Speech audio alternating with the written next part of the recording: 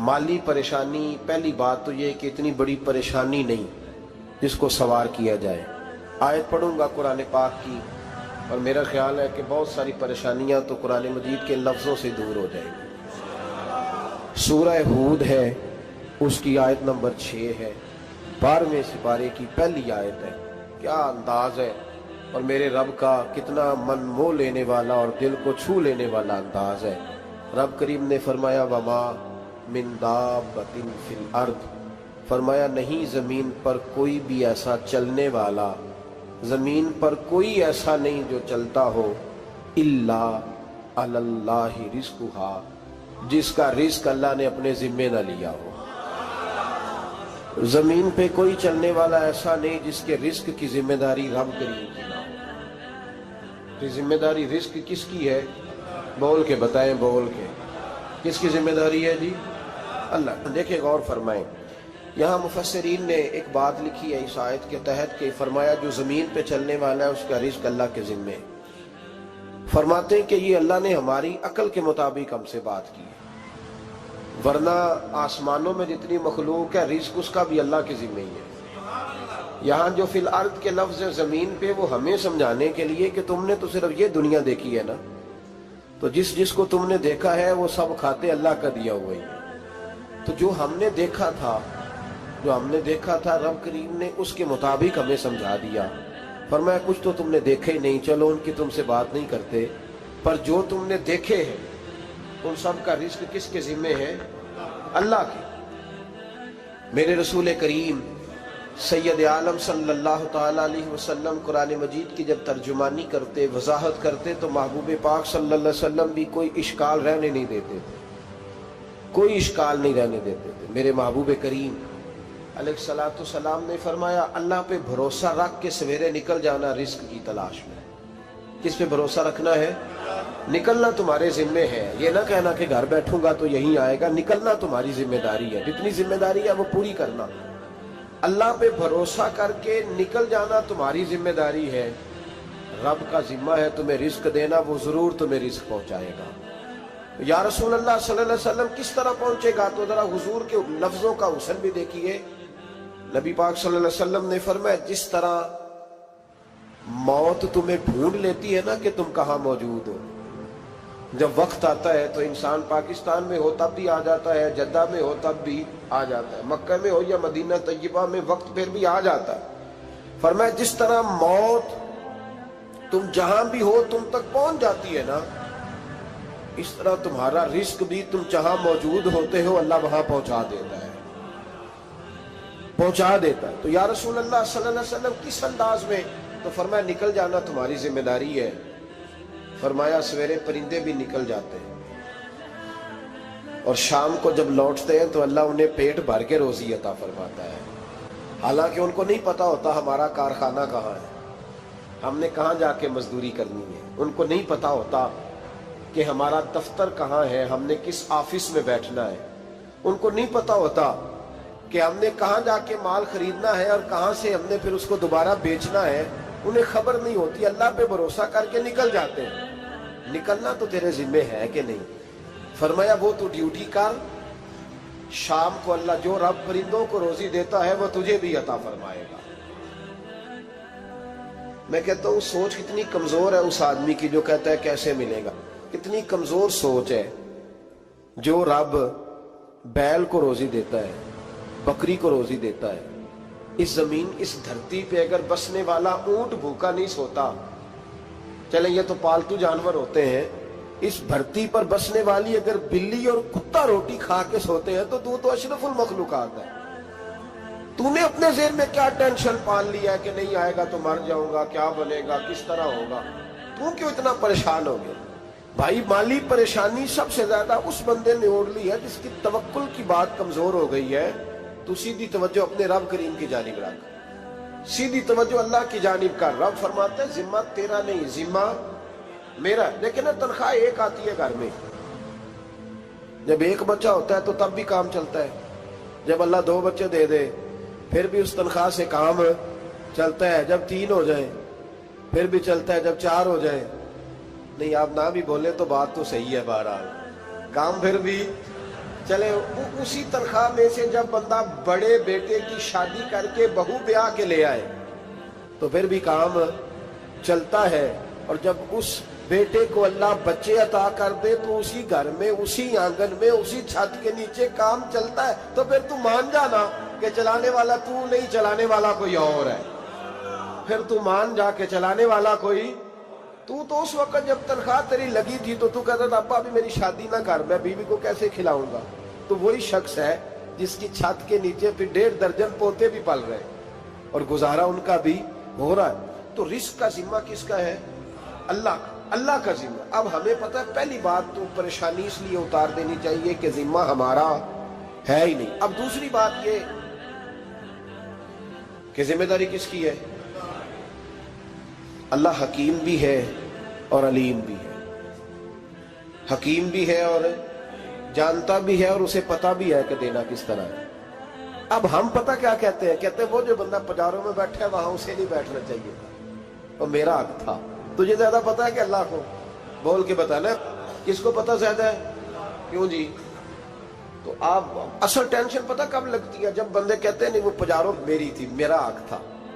وہ جب گزرتی ہے نا پاس سے مہران کے تو مہران والا ٹینشن بڑی لیتا ہے، حالانکہ اللہ کو زیادہ پتا ہے کہ وہ حق۔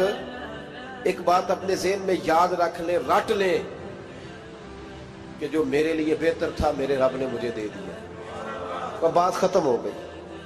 بس وصل اچھا ہے نہ فراق اچھا ہے، یار جس حال میں رکھے وہی حال اچھا ہے۔ بس جو میرے حق میں بہتر تھا میرے رب نے مجھے، مسئلہ یہ ہے کہ تو اس پہ راضی ہونے کو تیار نہیں۔ حضرت علی کرم اللہ تعالیٰ وجہ الکریم نے میرے نبی پاک کی ایک حدیث بیان کی ہے، اور جناب علی جب یہ حدیث بیان کیا کرتے تھے تو حضرت مجاہد فرماتے ہیں یوں لگتا تھا کہ جیسے حضرت علی ہمیں ہر پریشانی سے نکال رہے ہیں۔ مولا علی شیر خدا رضی اللہ تعالیٰ عنہ فرماتے ہیں کہ مجھے میرے نبی پاک صلی اللہ علیہ وسلم نے ایک طریقہ دیا تھا ٹینشن فری ہونے کا۔ آپ فرماتے ہیں مجھے تو بڑا راس آیا ہے، تم بھی اگر کر لو گے تو تمہیں بھی فائدہ دے گا۔ کہا وہ کیا؟ حضرت علی کہنے لگے محبوب علیہ السلام نے فرمایا تھا لوگوں تم اللہ کے دیے ہوئے تھوڑے رزق پہ راضی ہو جاؤ، وہ تمہاری تھوڑی عبادت سے تم سے راضی ہو جایا کرو گے۔ بس تم 2 نفل بھی پڑھو گے تو اللہ راضی ہو جائے گا، تم 1 رکوع بھی سویرے اٹھ کے پڑھو گے تو وہ راضی ہو جائے گا، وہ تمہارے 313 درود شریف سے راضی ہو جائے گا، تم اس کے دیے ہوئے تھوڑے رزق سے راضی ہو جاؤ۔ ٹینشن اس لیے ہوتی ہے کہ ہم راضی نہیں جو اس نے ہمیں دیا ہے۔ وہ حل میں مزید کی جو دوڑ ہے نا، حل میں مزید کی، بے قدرہ کچھ قدر نہ جاتی، کیتی خوب تسلی ہو، دنیا دار پجاری زردے، کتیاں دے گل ٹلی ہو، بک بک روشن اکھیاں تکیو ویک حویلی کلی ہو، تے کوچ نصیر اساں جد کیتی پہ جانی تھر تھلی ہو۔ تو یاد رکھیں یہ جو ہے نا مصیبت کے مال آ کیوں نہیں رہا، وہ سامنے والا پلاٹ میرے گھر کے سامنے ہے گھر کے سامنے، پر رجسٹری میرے نام کیوں نہیں؟ یہ مصیبت سانس نہیں لینے دیتی۔ موٹر سائیکل کھڑی کرتا ہے نا جب آ کے دکان سے روٹی کھانے آتا ہے، دفتر سے گھر آتا ہے، کاروبار سے آتا ہے، تو جہاں موٹر سائیکل کھڑی کرتا ہے وہ ٹینشن بڑی ہے کہ کبھی میری ہو جائے نا یہ والی جگہ، تو میں یہاں بھی بورڈ لگاؤں اپنے نام۔ اس نے مالی پریشانی پیدا کی۔ تو جس حال میں ہے، کیونکہ تو نے اپنا یہ حال خود نہیں بنایا، جس نے بنایا ہے وہ بڑا بہتر جانتا تھا کہ تو اسی حال میں اسے اچھا لگتا ہے۔ تو اسے اسی حال میں، ایک بزرگ تھے تو ان کی طبیعت بڑی علیل ہو گئی، بیمار ہو گئے، تو اللہ نے آزمائش دی تو کیڑے پڑ گئے وجود میں۔ ایک کیڑا یہاں سے کھا رہا تھا، اللہ والے بڑے راضی رہتے ہیں اس کی رضا پہ، تو کیڑا یہاں کھا رہا تھا تو نیچے گر گیا، تو بابا جی نے اٹھا کے پھر وہاں رکھ لیا، کہنے لگے جب اس نے تیری ڈیوٹی مجھے کھانے کی لگائی ہے تو میں اس بات پہ راضی ہوں، تو نیچے کیوں گرتا ہے؟ بس ٹھیک ہے کھا، جب اس نے تجھے ڈیوٹی جو تیری لگائی۔ سالبہ بن عبد الرحمن ایک صحابی تھے، سالبہ غالباً، نبی پاک صلی اللہ علیہ وسلم کی خدمت میں آئے، کہنے لگے یا رسول اللہ صلی اللہ علیہ وسلم غربت بڑی ہے، میرے لیے دعا کریں اللہ زیادہ مال دے۔ تو محبوب صلی اللہ علیہ وسلم نے فرمایا تو جس حال میں اچھا ہے وہ تیرے لیے بہتر ہے، اس میں تو ہے وہی حال تیرے لیے۔ مشکل ہے نا یہ جواب سننا؟ کہتے پیر صاحب فلان جگہ سے تویز آیا، وہاں تو وارے نے آرے ہو گئے، تو آپ کے ہاں؟ تو میں کہتا ہوں یہ تویز دینے والا اگر تویز دے کے امیر بناتا ہے تو پہلے خود کیوں نہیں بنتا؟ یہ خود تو 150 کا تویز بیچ رہا ہے، اپنی بیچارے کی حالت یہ ہے۔ اگر اتنا ہی تویز اس کا چلتا ہوتا تو پہلے 5 پجاروں اس کے دروازے پہ کھڑی ہو۔ عجیب چکر ہے اور عجیب جگہ لوگ الجھ گئے، سمجھتے ہی نہیں بات کو۔ یا رسول اللہ صلی اللہ علیہ وسلم دعا کر دے تو محبوب نے کیا فرمایا؟ فرمایا تو جس حال میں ہے نا وہ حال تیرے لیے بہتر ہے، اسی میں رہ۔ کہ نہیں حضور دعا کرے۔ فرمایا سال بعد تو باز آ جا۔ حضور دعا کرے۔ فرمایا تو باز آ جا۔ 2-3 دفعہ کا ضد کی، محبوب نے فرمایا جا پھر اللہ تجھے زیادہ پیسے دے گا۔ چند بکریاں خریدی، اتنی برکت ہوئی کہ بکریوں کے ریوڑ بن گئے۔ پھر کچھ بکریاں بیچ کے گائے خرید لی، ان کے بھی ریوڑ ہو۔ پھر کچھ اونٹ اونٹنیاں لے لی، ریوڑ ہی ریوڑ۔ پہلے 5 وقت مسجد میں آتے تھے، اب فجر اور عشاء رہ گئی۔ پھر مال زیادہ ہوا تو مدینے شہر میں کوئی جگہ ہی نہیں، مدینے سے باہر حویلی خریدی، پھر جمعہ ہی رہ گیا۔ جمعے کے جمعے آتے، زکوٰۃ کا حکم آیا۔ میرے نبی کریم علیہ السلام نے حضرت ابو ہریرہ کو بھیجا، فرمایا جا اسے کہہ تیری زکوٰۃ بنتی ہے 2.5%۔ 10 کروڑ روپیہ ہو تو کتنی زکوٰۃ بنتی؟ بھئی 1 کروڑ کی 2.5 لاکھ ہوئی نا، تو 10 کروڑ کی کتنی ہوئی؟ تو بڑی مصیبت ہے جب بینک سے میسج آتا ہے نا کہ 25 لاکھ نکل گیا تیرے اکاؤنٹ سے، بہت بڑی مصیبت، بڑی ٹینشن ہوتی ہے۔ ایک صاحب میرے پاس آئے، ان کی زمین اچانک مہنگی ہو گئی، اچانک پہلے کچھ 15-16 لاکھ کی ایکڑ زمین تھی، پھر وہ کروڑ کی ہو گئی۔ تو میرے پاس آئے، کہنے لگے وہ 10 کروڑ روپے بنتے ہیں تو زکوٰۃ، تو میں نے کہا آپ نے کیا کیا؟ زری زمین پہ عشر آتا ہے، اس پہ زکوٰۃ نہیں آتی، تو آپ نے کیا کیا؟ کہنے لگے وہ کچھ سوسائٹی کے رول کے مطابق میں نے فائلیں وغیرہ لے لی ہیں، اب میں نا کبھی موقع آئے گا تو ان کو بیچوں گا۔ تو میں نے کہا اب تو آپ کا یہ مال ہو گیا بزنس کا، تو اب تو اس پہ زکوٰۃ آئے گی۔ 10 کروڑ پہ جب 25 لاکھ سنا تو کہنے لگے فوراً دینی پڑتی ہے کہ تھوڑی تھوڑی سے بھی کام چل جاتا ہے؟ تو میں ان کا چہرہ دیکھنے لگا، میں نے کہا نہیں وہ تو آپ کو پتہ ہے، ویسے حضرت عمر فرمایا کرتے تھے بانٹ کے نہ دو، کوشش کرو کسی ایک کوئی دو، چلو کسی کا تو کچھ بن جائے، تو ایک کوئی دینی چاہیے۔ کہنے لگے تو مطلب یہ ایسا ہی حکم ہے؟ میں نے کہا آپ کسی اور سے تحقیق کر لیں۔ اب یہ بھائی لیتے وقت نہیں تجھے ٹینشن ہوئی کہ 15 لاکھ کا کروڑ ہو گیا، تو اس وقت کبھی تو نے کہا کہ یا اللہ، تو یہ کیسی سوچ ہے مسلمان؟ کس طرح کا اس کا؟ ہمارے ہاں جب کسی آدمی پہ حالات خراب ہوتے ہیں نا تو سب سے پہلے وہ اس طرح کرتا ہے کہ جو میں کہیں اللہ کے رستے میں دیتا ہوں پہلے اسے بند کروں۔ جس رستے تجھے آ رہا تھا پہلے تو نے وہ رستہ بلاک کیا۔ حضرت اسماء بنت ابی بکر صدیق کہتی ہیں میں حضور کو مسجد کے لیے، ادارے کے لیے، صحابہ صفہ کے لیے کچھ دے رہی تھی، تو میں نے گننا شروع کیا تو حضور مسکرانے لگے۔ حضور مسکراتے کیوں ہیں؟ تو فرمانے لگی، محبوب فرمانے لگے اسماء اللہ کے رستے میں گن گن کے نہ دیا کر، ورنہ وہ بھی تجھے گن گن کے دے گا، تو اس کے رستے میں بے حساب دے، وہ بھی تجھے بے حساب ہی عطا فرمائے۔ لیکن پہلے یہ والا پہلے دروازہ بند کرو، یہاں سے پیسے ختم ہو رہے ہیں، تو اس طرح کرنا بھائی۔ اس دفعہ سوٹ ذرا گرمیوں والے نہ خرید، لیکن جو تو اللہ کے رستے میں دے رہا ہے اسے دیتا رہے۔ لیکن ہم اپنا نقصان کرتے ہیں، زیادتی کرتے ہیں اپنے ساتھ۔ میں نے آپ کو پہلے بھی بتایا تھا پیار کی بولی ہے، پھر بولتا ہوں۔ ایک بڑے بڑے پیار والے دوست ہیں، ایک دفعہ مجھے کہنے لگے کہ آپ کئی دفعہ اعلان کرتے ہیں تو مجھے اچھا نہیں لگتا، اور آپ ادارہ بھی بہت زیادہ بننے والا ہے، بڑی چیزیں میں دیکھتا ہوں جو ہوں تو بڑا نظام اچھا ہو جائے، آپ دعا کریں اللہ مجھے پیسے دے تو میں بڑے سارے خرچ کروں گا اس کے راستے میں۔ تو میں نے کہا یا اللہ اسے 10 کروڑ دے، یہ 9.5 کروڑ تیرے راستے میں دے دے گا۔ تو چپ کر گیا، جس طرح آپ نہیں کر گئے سارے، چپ کر گیا وہ بھی۔ اس نے کہا جی نہیں جی انشاءاللہ کریں گے۔ تو میں کیا پلیا جی دعا پہ ہوں دیا، ابھی تو وہ آئیں گے تو تب دیکھی جائے گی، تو یہیں اڑ گیا ہے۔ یعنی 9.5 کروڑ اللہ کے راستے میں خرچ کرنے کی دعا پہ بھی آمین کوئی نہیں کہتا کہ چلو آمین ہی کہہ دیں۔ تو میں کہا تینوں تے 50 لاکھ بچتا سی پیا، لیکن تو اس سودے پہ تیار ہے۔ جب یہ سوچ ہوتی ہے، یہ غلط سوچ ہے، یہ بات تو اگر مسکرانے والی، لیکن یہ سوچ صحیح نہیں۔ حضرت عثمان غنی رضی اللہ تعالیٰ عنہ کہتے ہیں جس وقت نبی پاک صلی اللہ علیہ وسلم نے اعلان کیا نا جنگ کے موقع پر کہ 800 سپاہیوں کا خرچہ چاہیے، کہتے ہیں میرے پاس 600 کا تھا۔ یہاں ایک روایت میں حضور نے 1000 کا اعلان کیا تو میرے پاس 800 کا تھا۔ جب 2-3 دفعہ نبی پاک نے اعلان کیا تو کہتے ہیں میں نے کھڑے ہو کے کہا یا رسول اللہ پورا 800 میری طرف سے۔ کہتے میں نے 200 سپاہی کا خرچہ ادھار اٹھایا لیکن پورے 2 مہینے نہیں گزرے تھے، رب کریم نے مجھے کئی گنا کر کے پیسے واپس عطا فرما دیے۔ پر بات تو یہ ہے کہ تیری وہاں لو لگی ہو، تو تجارت کرتا ہے ان لوگوں کے ساتھ جو کیا دے سکتے۔ تو سالبہ کے پاس حضور نے پیغام بھیجا، پہلے تو کہا تیرے لیے بہتر نہیں مال، جب اصرار کیا تو اب بڑی برکت ہو گئی، بڑا آیا تو فرمایا زکوٰۃ دے، 2.5% زکوٰۃ ہے۔ اب جب سوچا کہ 5 اونٹوں پہ ایک بکری جائے گی اور بڑا سارا مجھے دینا پڑے گا، اب جب غور کیا تو یہ تو نہ کہا کہ میں نہیں دیتا۔ حضرت ابو ہریرہ سے کہنے لگے نبی کریم علیہ السلام کی خدمت میں عرض کرنا کہ میں خود آؤں گا۔ حضرت ابو ہریرہ نے آ کے عرض کی یا رسول اللہ صلی اللہ تعالی علیہ وسلم، حضور وہ کہتے تھے میں خود آؤں گا، تو کہتے ہیں محبوب نے ٹھنڈی سانس لی، فرمایا اسے کہا تھا کہ تیرے لیے مال بہتر نہیں، اب ہلاک ہو گیا، ہائے افسوس ہلاک ہو گیا۔ ان کو بھی تھوڑی دیر کے بعد احساس ہوا کہ یہ میں نے کیا کیا، نبی پاک کو ہی کہہ دیا نہیں ہے، حضور کو کہہ دیا بعد میں آؤں گا۔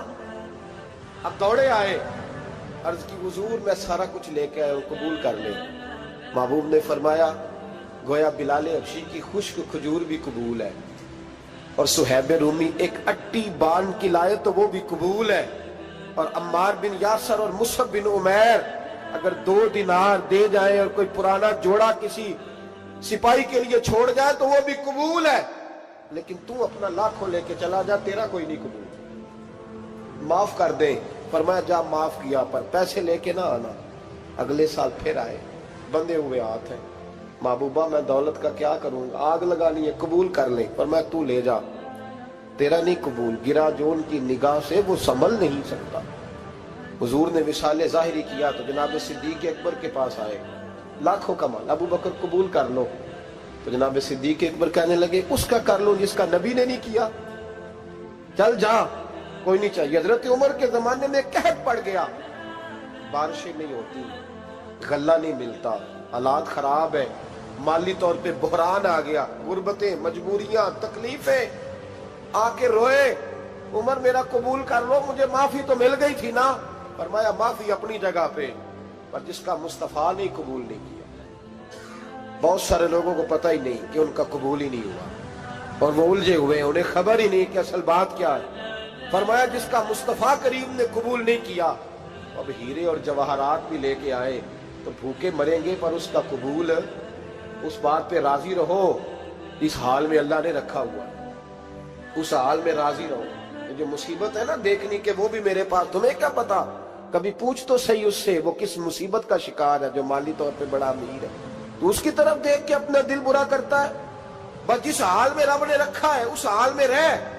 حضرت عثمان غنی کے زمانے میں تو وہ وصال کر گئے، لیکن بھائی تو جس حال میں تیرا رب تجھے رکھتا ہے اس حال میں رہ، تیری مالی پریشانیاں ختم ہو جائیں گی۔ میں نے پہلے بھی شاید آپ کو ایک دفعہ کہا تھا، میں تعلیم سے فارغ ہوا تو میرے ایک استاد اور میرے کچھ دوست کہنے لگے افریقہ آ جائیں آپ، وہاں بہت بڑا ادارہ ہے، اس کو چلائیں، اس کو سنبھالیں۔ میری والدہ سے میں نے کہا، اس طبیعت ہوتی ہے نا انسان کی، میرا بھی دل لگ گیا۔ میری اماں پڑھی نہیں تھی لیکن اللہ نے دانائی بڑی عطا فرمائی تھی، حکمت بڑی تھی، سیانی بڑی تھی۔ تو میں نے کہا اماں جی وہ مجھے ساؤتھ افریقہ کی دعوت ہو رہی ہے تو آپ کیا کہتی ہیں؟ تو اٹھ کے میرے پاس آ گئی اور مجھے انہوں نے اپنے بازوؤں میں لے لیا، پھر میرا ماتھا چوما، کہنے لگی پتر میں تے وال بھی نہ پوٹ کے دیوا کسی نے، ہم نے دولت کا کیا کرنا، تو اللہ کا نام لے کے کہیں بیٹھ جا، رب کریم رون کے لگا دے گا، خیر ہو جائے۔ تو میرے بھائی یاد رکھیں ان چیزوں سے تھوڑا سا دیکھیں نا، قناعت کریں، جو اللہ نے دیا اس پہ راضی ہو جائیں، اللہ بڑا مہربان ہے، وہ آسانیاں کر دیا کرتا ہے۔ تو یاد رکھیں میرے رسول کریم علیہ السلام نے ایک تو ہمیں درس یہ دیا ہے کہ تو سمجھ جا، قرآن نے ہمیں بتایا ہے کہ روزی تیری ذمہ داری نہیں، روزی کس کی ذمہ داری ہے؟ اللہ کی۔ اور دوسری بات یہ کہ جو اللہ نے تمہیں دیا ہے اس پہ تو راضی ہو جا، تیری مالی پریشانیاں ختم ہو جائیں۔ اور پھر حضور صلی اللہ علیہ وسلم نے فرمایا مذہبی طور پر جب دیکھو تو آگے دیکھو، اور دنیاوی طور پر جب دیکھو تو پیچھے دیکھو، پریشانی ختم ہوگی۔ مذہبی طور پر جب دیکھو، جو 5 نمازیں پڑھتا ہے وہ تہجد پڑھنے والے کو دیکھے، اور جو تہجد پڑھتا ہے وہ اشراق چاشت پڑھنے والے کو دیکھے، اور جو بندہ اشراق اور چاشت پڑھتا ہے پھر اس کو دیکھے جو سارا دن مصطفیٰ پہ درود پڑھتا ہے۔ اوپر اوپر دیکھے کہ میں نے اور نیک ہونا ہے اور نیک، اور جب مالی معاملہ ہے تو پھر نیچے دیکھ. اگر تو بیٹھا نا پجاروں پہ تو پھر ٹوڈی والے پہ نظر کر اس کا کیا حال ہے، اور اگر تو وہاں بیٹھا ہے تو دیکھ مہران والا بھی تو گاڑی چلا ہی رہا ہے، اور اگر تو وہاں ہے تو موٹر سائیکل والا دیکھ، اور تو وہاں ہے تو پھر سائیکل والے پہ نظر، اور اگر تو سائیکل والا ہے تو پیدل والے کو دیکھ، اگر تو کرائے کے مکان میں رہتا ہے تو پھر جھونپڑی والے کو دیکھ، اور اگر تو جھونپڑی میں رہتا ہے تو پھر بھی پریشان نہ ہونا. کچھ ایسے بھی ہیں جنہیں جھونپڑی بھی نصیب نہیں، جو سڑک پہ لیٹے ہوئے. اور اگر تو تندرست ہے نا تو کبھی جا کے ہسپتال میں دیکھ حال کیا ہے، لوگ کس حال میں ہیں. تو ہم شکر نہیں ادا کرتے، اس کا نقصان کیا ہوتا ہے، نعمتیں چلی جاتی ہیں. اللہ فرماتے ہیں لَإِن شَكَرْتُمْ لَأَزِيدَنَّكُمْ، تو شکر ادا کر میں نعمتوں میں اضافہ کر دوں. تو بھائی مالی پریشانی کا تیسرا سبب یہ ہے کہ ہم دیکھتے ہیں مالی طور پر اوپر، تو پھر ہمیں طبیعت بگڑتی ہے. اور پھر مالی پریشانیوں کے کچھ اور اسباب بھی ہیں. امام شافعی فرماتے ہیں جن گھروں میں لوگ فجر کی نماز کے وقت سوئے ہوتے ہیں ان گھروں میں رزق نہیں آتا. آپ فرماتے ہیں فجر کا وقت اللہ کے دینے کا وقت ہے، اس وقت اللہ بانٹتا ہے. حضور صلی اللہ علیہ وسلم کا فرمان ہے نا حدیث میں کہ تہجد کے وقت اللہ پہلے آسمان پہ نزول جلال فرماتا ہے جو اس کی شان کے لائق ہے تہجد کے وقت، اور وہ کہتا ہے مانگو میں تمہیں عطا کروں گا. لینے کی باری آئے تو بندہ سمیٹ سماٹ کے اندر گھس جائے. ہمارے ہاں یہ ہوتا ہے کہ عشاء کے بعد بچے بیٹھتے ہیں موبائل لے کے، تہجد کا وقت آتا ہے تو ان کی آنکھیں بند ہونی شروع ہوتی، تو لینے کے وقت تو سویا تھا، ذرا مسئلہ کیسے حل ہوگا؟ بھائی جب کوئی آدمی خیرات بانٹ رہا ہو تو جو پیالہ پیچھے کر لے اسے ملے گا؟ کہتے اس وقت آنا جب میں بانٹ رہا تھا، اب تو کدھر آ گیا ہے؟ مثال دے رہا ہوں. تو فجر کا وقت مانگنے کا ہے، تو ساری رات تو گزر گئی گیمیں کھیلتے ٹی وی دیکھتے، اور جو لینے کا وقت تھا تو سو گیا، تو کیسے آئے گا تیرے پاس؟ تو اٹھے سویرے بندوں سے مانگ کے دیکھ لیا، بڑی عزتیں خراب ہوئی. فجر کا وقت اٹھ کے جھولی پھیلائے. میرے رسول پاک علیہ السلام فرماتے ہیں، رب فرماتے ہیں جب بندے میرے آگے جھولی پھیلاتے ہیں مجھے شرم آتی ہے. کسے چومے یار گلاب تائیں، کسے جا کے کلی نو چومیا ہے، کسے چومیا یار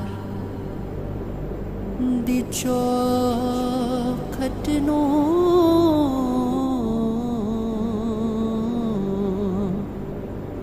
کسے جا کے گلی نو چومیا ہے، کسے چومیا حاکم